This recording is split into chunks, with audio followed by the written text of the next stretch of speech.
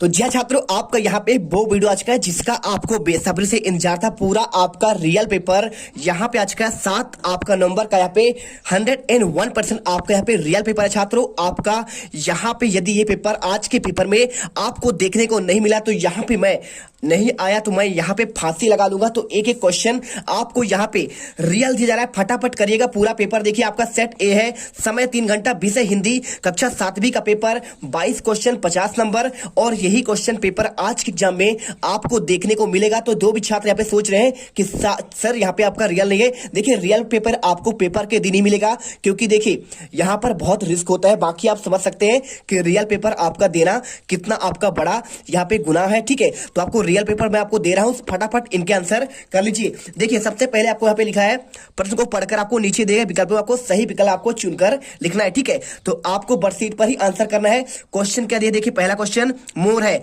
ठीक है, पेड़ है, पशु है, पक्षी है, फिर आपका ऋतु है। तो आंसर की बात करें तो आपका जो मोर है ना, तो मोर आपका यहाँ पे पक्षी होता है। तो राइट आंसर आपको यहाँ पे मोर पर लगाना है। इसके बाद देखिए क्वेश्चन, इसके बाद आपका सेकंड क्वेश्चन लिखा है, उपयुक्त पोस्टर के आधार पर डेंगू के बारे में कौन सी बात आपका सही है। 1 नंबर क्वेश्चन देखिए, तो डेंगू के मरीज के शरीर में उचित अनुपात में जल जरूरी नहीं है। एडीज इजिप्टी मच्छर डेंगू फैलाने में आपका वायरस के मुख्य धारक है। ठीक है, तो पूरे आंसर आपके मेरे पास यहाँ पे आ चुके हैं और इनके आंसर भी आपको मैं यहाँ पे कॉपी पर आपको लिखा हुआ दिखाऊंगा। देखिए क्वेश्चन दिया है डेंगू के बारे में कौन सा आपका सही है, तो आपका आंसर की बात करूं तो सही कौन सा है, तो यहाँ पर देखिए आपका पहला ऑप्शन है। इसके बाद आपका यहाँ पे दूसरा ऑप्शन देखिए, आपको यहाँ पे लिखा है डेंगू मच्छरों को खुले कचरे में आपका फूलने देते हैं। तीसरा क्वेश्चन आपका लास्ट यानी डी ऑप्शन, डेंगू वायरस से संक्रमित मच्छर ताउर इसे फैलाने में सक्षम होते हैं। तो आपका राइट आंसर आपका यहाँ पे डी नंबर हो जाएगा, डेंगू वायरस से संक्रमित मच्छर ताउर इसे फैलाने में सक्षम होते हैं। इसके बाद डेंगू के आपका मुख्य धारक कौन से, संक्रमित मनुष्य है या फिर संक्रमित मक्खी है,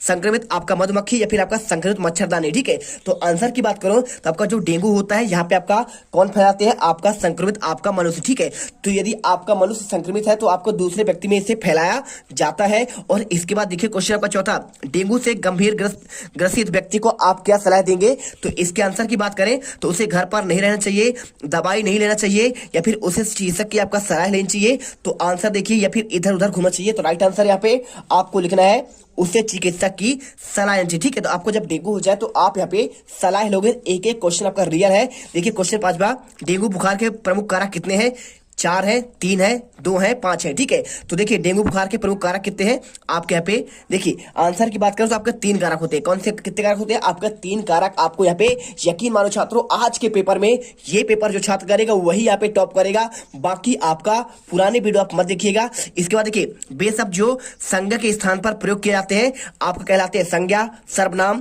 क्रिया, विशेषण। ठीक है, तो आपका जो आपका संज्ञा के स्थान पर प्रयोग करते हैं उसे कहते हैं आपका सर्वनाम। क्या कहते हैं, सर्वनाम। जैसे देखिए अगर बोला गया राजू बाजार जाता है, उसका मित्र क्या बोला है, वो बाजार जाता है, यानी वो मित्र को जानता है ना, तो आपको यहाँ पे उसकी जगह में आपको नाम की जगह में आपका यहाँ पे जो प्रयोग करते हैं उसे कहते हैं सर्वनाम। आपको आंसर यहाँ पे सर्वनाम करना है। इसके बाद देखिए क्वेश्चन, भारतीय मुद्रा का नाम क्या है। आपका ये क्वेश्चन दिया है रुपया, डॉलर, पाउंड या फिर आपका येन। देखिए तो भारतीय मुद्रा आपका यहाँ पे रुपया कहलाता है, आपको आंसर करना पड़ेगा। और इसके बाद देखिए क्वेश्चन आपका ये करने के बाद ना, आपका डॉलर अमेरिका का है, पाउंड आपका यहाँ पे ब्रिटेन का है ना, इंग्लैंड यानी जिनका हम यहाँ पे क्या थे गुलाम थे पहले, और येन आपका यहाँ पे जापान का है। इसके बाद देखिए बे शब्द जो मूल शब्द के आगे जुड़कर नया शब्द बनाते हैं कहलाते हैं। तो 1 नंबर क्वेश्चन है। तो देखिए जो आपका यहाँ पे देखिए आगे बात कर रहा है, जो आगे जुड़ता है उसे उपसर्ग कहते हैं, जो आपका पीछे जुड़ता है। ठीक है, जैसे आपका मिठाई, बाला, बाला आपका पीछे जुड़ा है यानी आपका उपसर्ग होगा, लेकिन आपको आगे जुड़ने की बात कर रहा है। जैसे अभिधनमान, अभिधनमान आपका हो जाएगा अभिमान,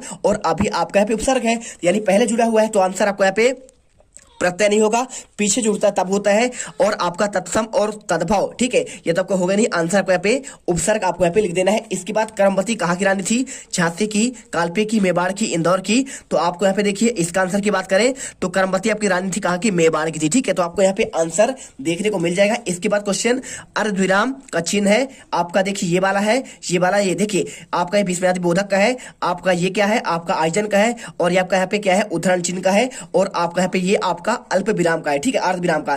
तो राइट आंसर आपका यहाँ पे ए नंबर होगा। और इसके बाद देखिए बीती रात कमल दल फूले, पंक्ति में कमल दल से क्या आशय है, कमल शब्द के 3 आपके पर्यायवाची बताने हैं। ठीक है, तो इसकी आंसर की बात करूं तो बीती रात कमल दल फूले पंक्ति में कमल दल से कैसे है, तो आपका यहाँ पे आंसर देखिए। चलिए आपको दिखाते हैं सारे क्वेश्चन का आंसर। तो आपको यहाँ पे लिखित आंसर देखिए। क्वेश्चन आपका पहले यहाँ पे आपका 11वां का आंसर देखिए। सबसे पहले मैं आपको दिखाता हूँ क्वेश्चन नंबर आपका 11वां का आंसर।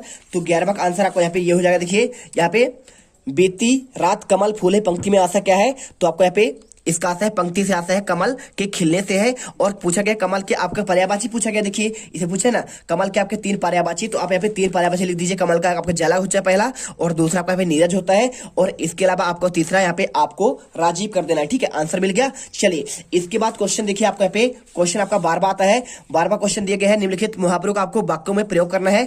दांतों तले अंगुली दबाना, हार न मानना, या फिर आपका जुट जाना। ठीक है, तो इसके आंसर की बात करें तो आपको इसका आंसर देखिए आपको ये करना है। देखिए आपको इसका आंसर यहाँ पे लिखना है, और आंसर में क्या लिखना है देखिए। क्वेश्चन आपका 12वां का आंसर यहाँ पे लिखना है। पहला देखिए हैरान रह जाना, वाक्य में देखिए आपका ये आपका उसका अर्थ है। ठीक है, तो अर्थ लिखिए आप यहाँ पे।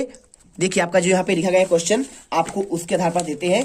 क्वेश्चन आपका ये दिया गया है दांतों तले उंगली दबाना, तो इसका आपका यहाँ पे आंसर हो जाएगा यहाँ पे हैरान रह जाना, या फिर चाहो तो आप इसमें लिख सकते हैं आश्चर्यचकित रह जाना। ठीक है, आश्चर्यचकित रह जाना, आप चाहो तो ये भी कर सकते हो। दोनों आपका एक ही मतलब होता है, और आपका प्रयोग क्या करना है। जंगल में राजू ने शेर देखा तो दांतों तले अंगुली दबा लिया। ठीक है, आपको ऐसे प्रयोग कर देना है। तो आपको यहाँ पे लिखा है दांतों तले अंगुली दबाना, तो आपको यहाँ पे प्रयोग करना है। इसके बाद देखिए हार ना मानना, तो आपको इसका अर्थ लिखना है पीछे ना हटना, है ना। प्रयोग क्या करना है, वाक्य प्रयोग रमेश कक्षा 8वीं में फेल होने के बाद भी हार नहीं माना, बस आपको आंसर मिल जाएगा। इसके बाद देखिए तीसरा सी नंबर जुट जाना क्या होगा, तो जुट जाना यानी देखिए आपका पे यानी लगे रहना, वाक्य पे प्रयोग करना है हमेशा पढ़ाई लिखाई में जुटे रहना चाहिए। ठीक है, आप यहाँ पे आंसर कर लीजिए। 12 नंबर का आंसर मिल गया। और इसके बाद देखिए क्वेश्चन आपका यहाँ पे आता है 13वां क्वेश्चन।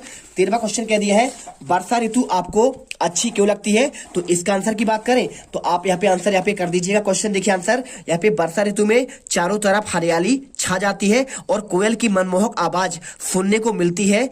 प्रकृति का आपका मनमोहक चित्रण देख वर्षा ऋतु अच्छी लगती है। यानी क्या होता है, वर्षा ऋतु में आपके चारों ओर हरियाली छाई जाती है, और साथ में कोयल यहाँ पे कू कू की आवाज करती है, वो भी आपका मनमोहक होता है, और साथ में प्रकृति के मनमोहक चित्रण देखकर वर्षा ऋतु अच्छी लगती है। देखिए मेरा थोड़ा सा यहाँ पे आवाज यहाँ पे डाउन लग रहा है क्योंकि मेरा तबियत खराब है, लेकिन आपको यहाँ पे आंसर बात आपको यहाँ पे अच्छे से रट कर जाना है। यही क्वेश्चन पेपर आएंगे, पेपर में आप डायरेक्टली यहाँ पे सर्च करके देख सकते हैं। और क्वेश्चन देखिए यहाँ पे चौथा क्वेश्चन, अपने जिले की नदी के बारे में आपको 3 वाक्य लिखना है। तो आंसर यहाँ पे आपको 13वां क्वेश्चन का आंसर आपको ये मिल जाएगा। हमारे जिले की नदी सबसे बड़ी है, नाम है सोन नदी। तो आपके जिले में नदी आपका नर्मदा है, तो आप यहाँ पे लिख दीजिए, लेकिन आप कोई दिक्कत नहीं, आंसर आप यहाँ पे सोन नदी भी कर देंगे तो भी आपका राइट आंसर है। क्योंकि देखिए उत्तर जांचने वाला आपको यहाँ पे ये नहीं देखेगा आपके जिले में कौन सी नदी है, वो आपका उत्तर देखेगा। तो आप नर्मदा या फिर आप सोन कुछ भी लिख सकते हैं यहाँ पे।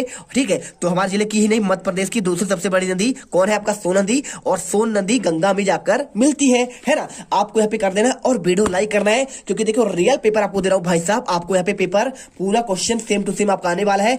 इसके बाद क्वेश्चन देखिए 15, डॉक्टर कलाम बच्चों के साथ कैसा व्यवहार करते थे, तो इसका आंसर की बात किया 15 का आंसर देखिए, डॉक्टर कलाम बच्चों से बहुत प्रेम करते थे और उनके अनुसंधान में बच्चे संपूर्ण राष्ट्र का विकास छिपा होता है और वे मित्र की तरह व्यवहार करते हैं। यानी क्या करते थे बच्चे, डॉक्टर कलाम जो हमारे राष्ट्रपति थे, ठीक है, यहाँ पे और इन्हें मिसाइल मैन के नाम से जानते हैं, तो ये बच्चों से बहुत प्रेम करते थे। उनके अनुसार बच्चे में ही संपूर्ण राष्ट्र का विकास होता है। बिल्कुल होता है, बच्चे ही आज के भविष्य है। आगे चलकर आप देश के लिए बड़े बड़े कार्य करेंगे। कोई आपका यहाँ पे प्रधानमंत्री बनेगा, कोई आपका यहाँ पे राष्ट्रपति बनेगा, कोई आपका विधायक बनेगा, कोई वैज्ञानिक बनेगा, कोई आपका इंजीनियर बनेगा और कोई आपका शिक्षक बनेगा। ठीक है, चलिए इसके बाद क्वेश्चन आपका 16वां आता है।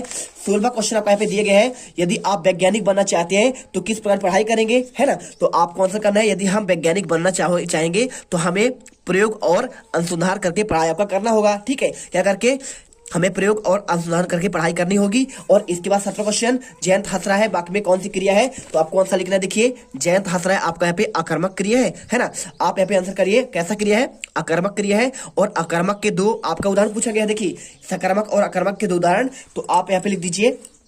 देखिए आक्रामक की बात करें तो आक्रामक का 2 उदाहरण हो जाएगा, राजू पढ़ रहा है और दूसरा कमला खेल रही है। और अगर मैं बात करूं इसमें सकारात्मक की, सकारात्मक के 2 उदाहरण, तो आप यहाँ पे लिख दीजिए सकारात्मक का पहला, राजू किताब पढ़ रहा है। ठीक है, देखिए अब यहाँ पे पढ़ तो रहा है, लेकिन क्या पढ़ रहा है याद वो आपको पता नहीं चल रहा है। जिसमें आपका पता चलता है यहाँ पे आपका कर्म का पता चलता है। कर्म यानी आपको किताब पढ़ रहा है, तो आपका यहाँ पे किताब पढ़ना ही आपका इसमें देखिए जहां पे आपका कर्म होता है वहां पे आपका सकर्मक क्रिया होता है, ठीक है, पढ़ रहा है, तो आपका पे सकर्मक उदाहरण हो गया। और इसी को अगर सकर्मक बनाया जाए तो कमला, देखिए कमला खेल तो रही है, लेकिन क्या खेल रही है, मान लीजिए खेल रही है वहां पे फुटबॉल खेल रही है, कमला फुटबॉल खेल रही है। तो देखिए इसमें आपका ना तो इसमें कर्म है और ना तो यहाँ पे कर्म है, तो कर्म आपके जहां नहीं होता है वहां पे आपका अकर्मक होता है, और जहां पे आपका कर्म आ जाता है वहां पे आपका सकर्मक हो जाता है। तो आप आंसर यहाँ पे कर दीजिए। चलिए आंसर मिल गया। तो आपका देखिए, तो यहाँ पर देखिए हमने 17 क्वेश्चन आपका यहाँ पे कंप्लीट कर दिए हैं, और इसके बाद देखिए आपका 18वां क्वेश्चन, और इसके बाद आपका यहाँ पे 19वां,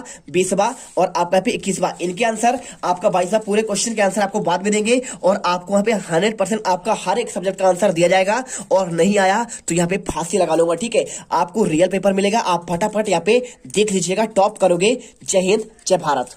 अब तुम लोग गलती से अगर नए हो तो सब्सक्राइब करो, वो जो लाल वाला बटन है उस पे अपने जीजा जी फेंक के मारो या फूफा जी, मुझे नहीं पता, बस क्लिक हो जाना चाहिए। अब मैं भी जा रहा हूं, मुझे मुठिया पेलने जाना है। बाय। वो है